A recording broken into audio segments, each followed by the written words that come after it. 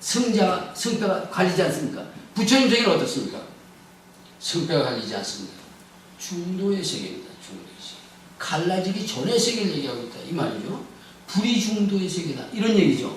중도의 세계에 있다. 그래서 저는 오늘 좀 중구난방으로 말씀을 드렸지만 이 시를 쓰는 분들은 어느 쪽은 괜히 마음이 푸근할 때가 있을 겁니다. 그렇죠? 그 생각을 넘어선 세계 같아요. 틀림없이 좀 그러리라고 봅니다.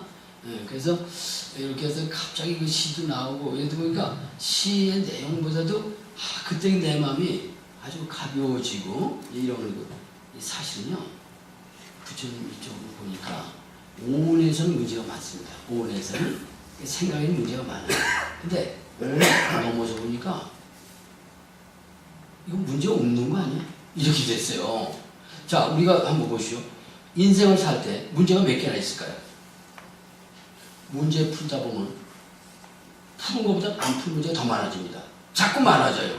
그건 왜 그럴까? 문제를 자꾸 만들고 있잖아요, 자기가. 문제를 만들고 풀고, 문제 만들고 풀고 하면 문제에 완전히 쌓인다 이 말입니다. 그 문제는 왜 생겼냐? 문제 생긴 이유. 쪼개기 때문에 생겼대. 쪼개는 거예요. 선형의 세계로 봤어요. 선형의 세계 아니거든요. 선형의 세계를 봤어요. 그러나 똑똑한 사람 이런 수를 쓸 수 있습니다. 선형의 세계에 있는 사람이 비선형으로 살려고 노력을 합니다. 자, 지금 하나만 보겠습니다. 문제가 많아. 그러면 딴 사람들이 이 문제 풀려고 머릿속에 문제 막 풀잖아요. 안 풀고 푸는 방법이 있을까요? 없을까요? 저는 이제 무한수학을 해봤습니다. 수학에서. 무한수학이니까 문제 풀려고 대든자요. 넌 엿장사다. 이겁니다. 우리 문제가 딱지잖아요. 문제 풀려고 대들었죠? 그럼 문제 빠진 겁니다. 이미. 그렇죠? 그게 아니라 문제는 문제가 아니라고 보는 사람이 문제 다 푸는 거다. 그 말입니다. 그 왜 그러냐? 1차원의 문제는 말이죠. 1차원에서 풀려면 문제는 많아집니다. 그렇죠? 어떻게 하면 될까요? 2차원에서 내려다 보는 거야. 2차원에서 내려다보면 문제 풀 필요가 있을까요? 없을까요? 없습니다. 안 푸는데 다 푸는 거예요. 왜? 문제는 문제가 아니니까. 이건 문제는 문제가 아니다. 이겁니다. 너 오온의 문제 있지? 부처님에서. 오온에는 문제 있지? 그 문제 아니야. 아니다 말이야.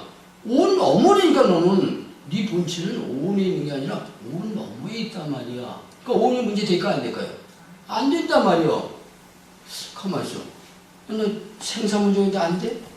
생사로 나는 거는 이분법입니까? 중도입니까? 이분법에서 생사를 넘으려고 되더라.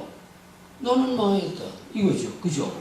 이분법 넘어서 중도에서 보면 생사가 있습니까? 없습니까? 없어요. 없는데 또 있어요. 그럼 뭐야 나는? 있다 없다 넘어선 그것이다. 생과 사는 연기할 뿐이다. 실존이 아니다. 소름이 끼치더라고요. 저는 생사 문제 이런 극한 문제를 갖고 일생을 싸워왔는데 오늘 부처님 법이 있다고 난 병신짓했구나. 인생을 도로 바꿀 수는 없습니다. 그러나 지금이라도 아는 게 훨씬 낫죠. 그죠? 생사. 높고 낮은 거 있을까요? 없을까요? 높고 낮은 거.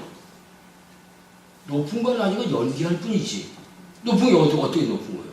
내가 높다 보면 높고 낮다 보면 낮은 겁니다. 그걸 보는 판단하는 자요. 너는 높낮에서 넘어갔다 이 말 아닙니까? 이것이 시인들은 이 세계를 갖고 왔다 갔다 하는 것 같아서 저는 공감하고 싶다 그겁니다. 예, 오늘 제가 중구난방으로 얘기했지만 어쨌든 저는 딱 한마디만 하고 싶어요. 우리가 생각하는 오온의 세계, 우리가 여태 생각했던 그 세계만 전체는 아니다. 그 세계 말고 그 세계를 지켜보는 관조자가 늘 네가 슬플 때나 기쁠 때나 늘 있었다 이거죠. 이걸 갖고 한번 부처님 것을 하나만 적용하고 끝을 낼까요? 자, 우리 살다 보면 이런 거 있죠. 화딱지 날 때 있죠. 화딱지 확 올라올 때 있습니다. 이거 부처님 없이 한번 해보겠어요.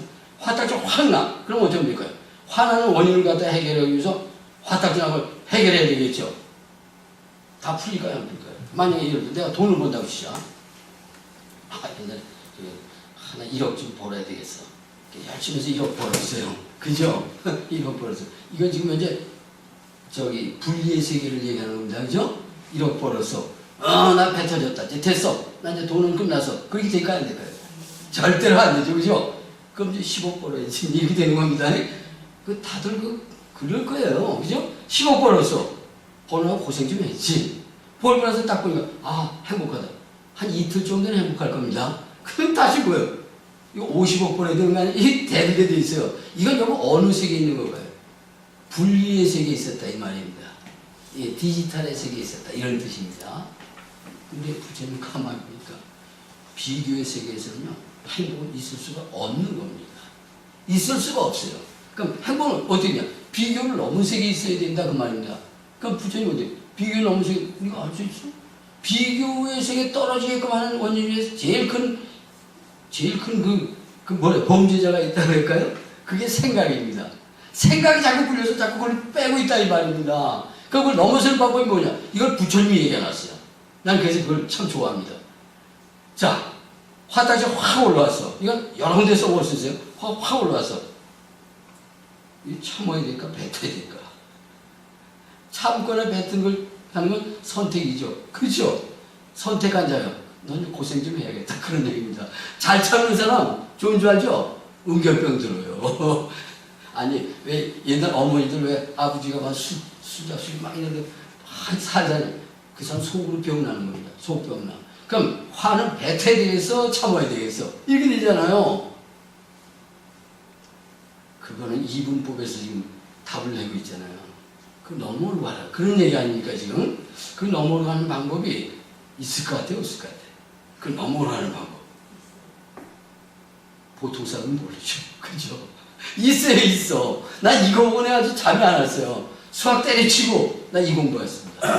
딱 한마디 딱 끝장낼 수 있어요. 한 방법이 뭐냐? 수학을 이용해서 부처님 법칙을 한번 뒤집어 봤습니다. 그거 하면 수학은 어떻게 하느냐? 문제가 있죠. 문제 생기면 어떻게 차원 이동을 시킵니다. 차원 이동을 시킵니다. 자, 지금 1차원에서 문제 있었다면 1차원에서 문제 풀려고 들지 않고요. 센 사람은 1차원에는 문제가 몇 개나 있을까요? 무한대로 많습니다. 아시겠습니까? 무한대로 많은데 한 문제 풀는데 1초 걸렸다. 그럼 다 푸는데 몇 년 걸려요? 죽어야지 뭐. 그죠? 무한대로 문제만. 문제라는 건 풀면 더 나와요. 나오게 돼 있어요. 근데 이걸 푸는 방법은 수학에서 이렇게 합니다. 1차원의 문제가 있으면 2차원에서 내다보는 거예요. 이거 관조자라고 해요. 관조자의 입장에서 있는 거예요.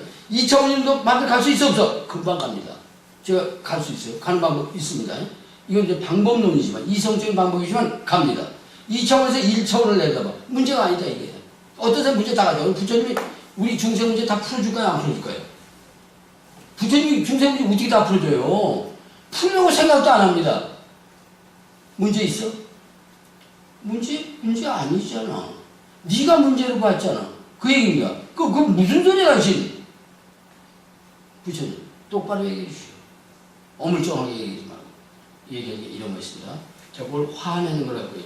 화가 확 올라왔어. 그죠? 화가 확 올라왔어. 화가 올라왔을 때 화에 동화되면은 이건 사고 저지르는 겁니다. 그죠? 그 화를 참으면 어떻게 될까요? 자기가 병드는 거죠. 둘 다 좋은 방법이 아니라는 겁니다. 둘 다 좋은 방법이 아니에요. 근데 제가 어머니를 보고 생각했어요.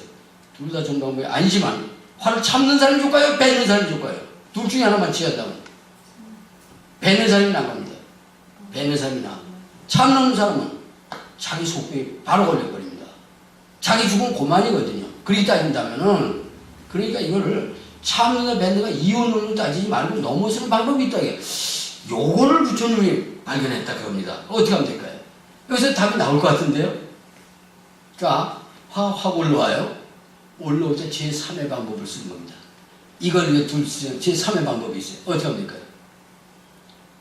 올라오고 있는 걸 보고 있지 않아요. 화가 올라오는 걸 보이잖아요. 본자요, 너는 차원 이동이 됐다. 차원 이동이 이미 된 겁니다. 제가 이 연습을 몇 번 해봤어요. 너무 기분 좋더라고요. 무슨 문제가 와도 딱 볼 수 있어요. 보면 풀린 거예요. 벌써. 이걸 수학, 이쪽 그 부처님 용어는 뭐라죠? 사띠 이렇게 말해요. 사띠. 팔정대 정념이라고도 얘기하고요. 사띠, 알아차림 이렇게 말합니다. 화가 있을 때 화하고 동일시되면 사고 저지릅니다. 그렇죠? 참으면 자기가 병나. 그러나 화가 올라올 때 그 상황을 바라본 자요. 너는 하느님 자리에 서 있구나. 이것이죠. 이거는 한 군데만 써먹지 않습니다. 뭐든지 다 써먹을 수 있습니다. 뭐든지 다 써먹을 수 있다 이겁니다. 그게 뭐냐면 내가 움직여서 된 게 아니라 그냥 차원이 되어 있는 거죠. 그냥 되어 있는 거예요 벌써.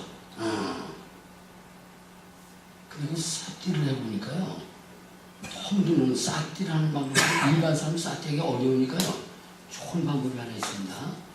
이 방법을 꼭 100%다 되진 않지만 만약 여기에 걸린 사람은 굉장히 그 자리에 이미 가 있는 겁니다. 그게 뭐냐. 제가 부처님법을 겪으니까 부처님법 방법론이 나와 있는데요. 호흡이라는 거죠. 호흡법입니다. 호흡법 가지고 어마어마한 식을 넘나드는데요. 우리나라에 지금 유행되는 호흡법은요. 붓다 호흡이 아닙니다.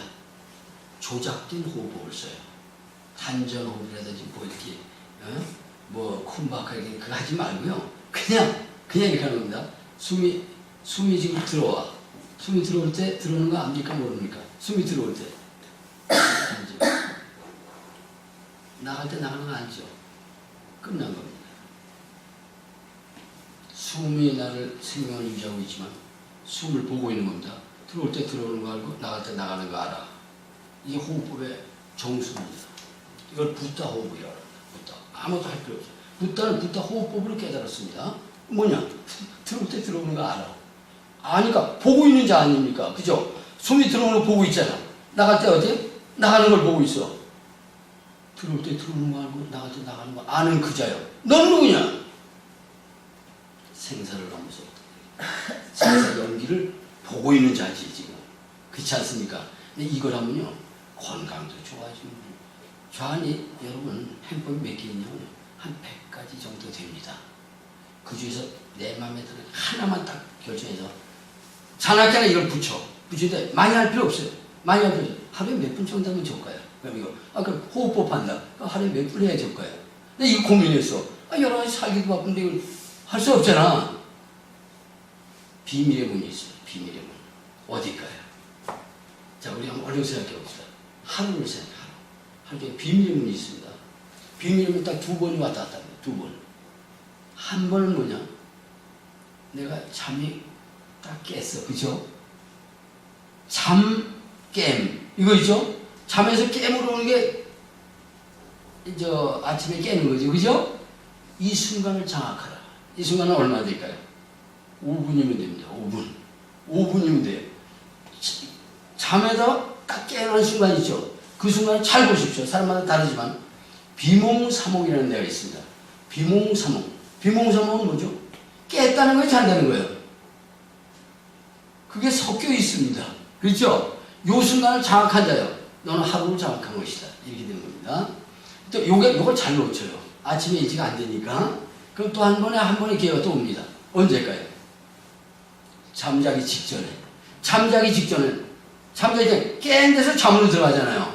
깬 데서 잠으로 들어가는 거하고 잠에서 깨는 거하고는 같은 겁니다. 그렇죠? 근데 대개 어떤 데다 이용하면 되냐면 잠자기 몇 분 전에 이제 지금부터 자야겠다 그러잖아요. 자야겠다. 근데 자야겠다 딱 하면 잡생각이 막 일어납니다. 그렇죠? 내 일 때문에 잡생각이 일어나죠. 잡생각이 일어나면 틀린 거 아니야. 하는 방법이 있어요. 어떻게 하면 될까요? 잡생각이 일어나면 어떻게 될까요? 일어났구나 잡생각 싸띠. 됐죠? 잡생각 싸띠 하면 싸띠한 자요. 잡생각입니까? 잡생각 넘어서 보고 있는 자입니까? 보고 있는 자잖아요. 이거를 장악한 자예요.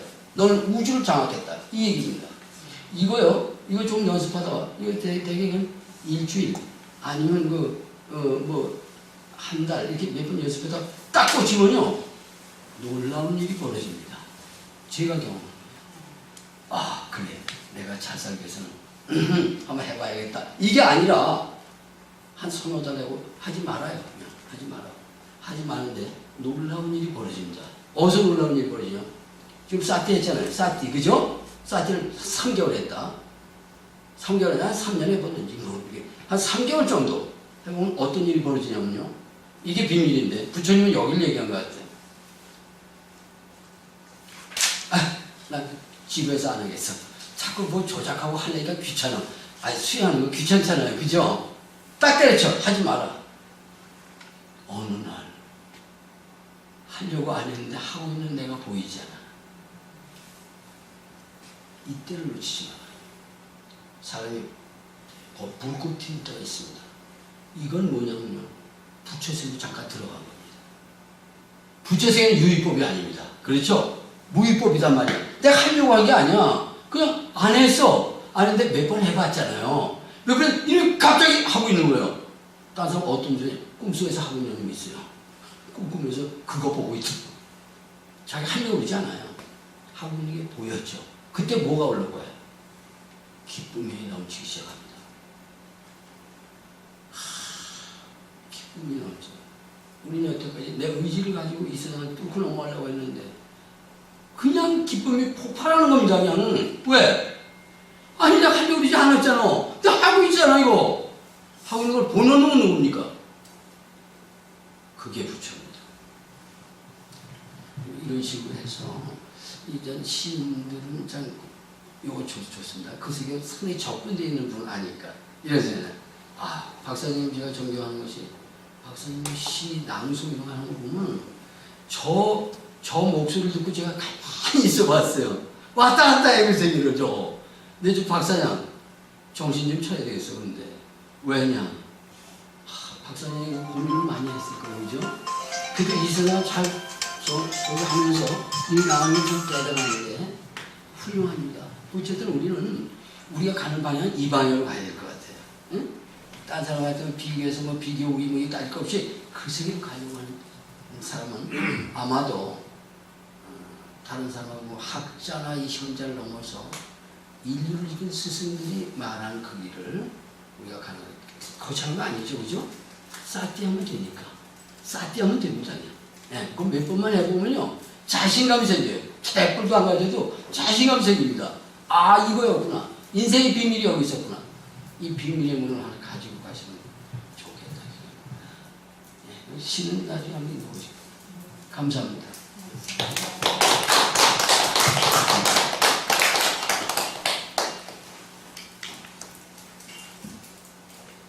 제가 시는 전혀